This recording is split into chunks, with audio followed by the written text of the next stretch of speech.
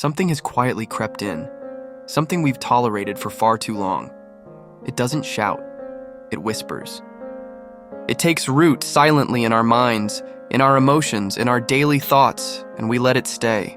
We've allowed something to flourish that God never intended for us to carry. Worry, fear, anxiety, control. Jesus said, "Don't do that." But we keep holding on. We're twisted in knots, drowning in stress, overloaded with burdens, and all the while, our Heavenly Father stands right beside us asking, "Do you want my help?" And all we have to do is say, "Yes, Father, I trust you." That's it. If you're counting on yourself to solve everything, to fix everyone, to carry every weight, then of course you're exhausted. Of course you're overwhelmed, because you weren't designed to be God. You were never made to handle it all. You are not the Savior. You are not the solution. You are the beloved, and the beloved has a Father. When you carry the full responsibility, then you have to find every answer, make every decision, power through every pain, solve every crisis. At the speed of life, no wonder you're breaking. But God says you don't have to live like that. Stop trying to change what you've already tried 1,000 times. Stop exhausting yourself in cycles of failure. You've tried, you've cried, you've fought. Now surrender. Just say, "God, I'm trusting you with this." If you don't change it, then maybe it doesn't need to be changed. Maybe I need to be changed. God doesn't just want to give you resources, He wants to be your resource. He wants to be your peace, your strength, your wisdom, and the moment. The very moment you finally say, "God, I trust you in everything," is the moment that peace can enter. You wake up in the middle of the night thinking about it. You start your day with it weighing you down. It consumes your thoughts, but God says, "I'll take that. Cast all your cares upon Him because He cares for you." 1 Peter 5:7. That means every fear, every worry, every sleepless night, every overwhelming burden. All of it. You can give it to Him.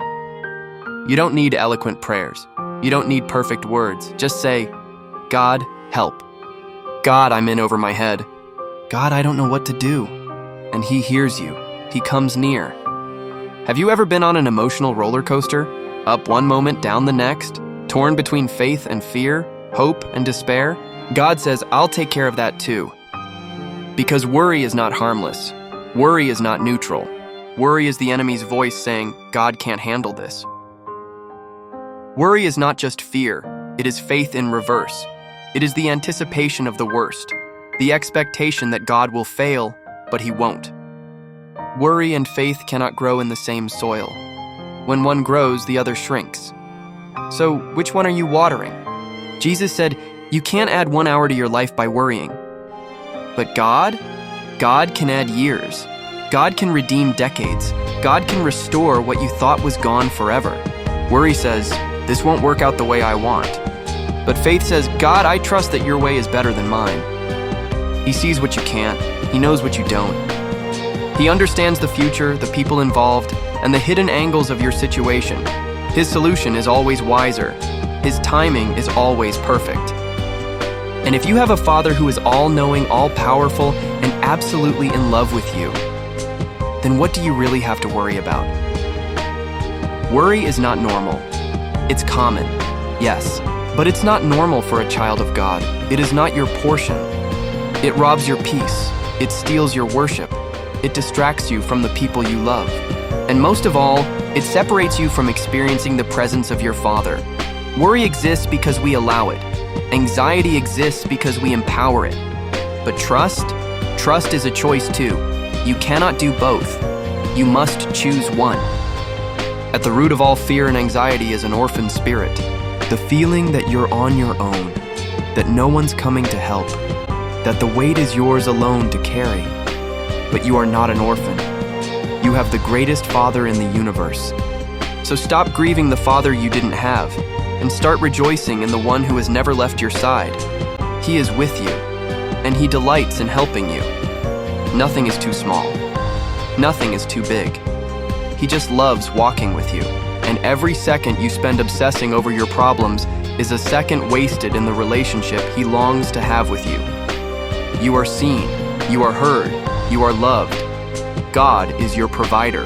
your protector, your promoter, your peace, your home, your answer, your teacher, your safe place. The key to peace is not solving every problem. It's surrendering to the one who already knows the outcome. He promises, I will never leave you. I will never forsake you. Like Hebrews 13:5, he doesn't want you to be overwhelmed by problems. He wants you to be overwhelmed by his love. You say, you don't know what I've been through. God says, I know exactly what you've been through, and I still want it all. Your pain, your fear, your sin, your shame, your broken pieces. Give it to me, God says, because only I can carry it. Closing pause. You were never meant to carry this alone. Lay it down, lift your eyes, and let God be God.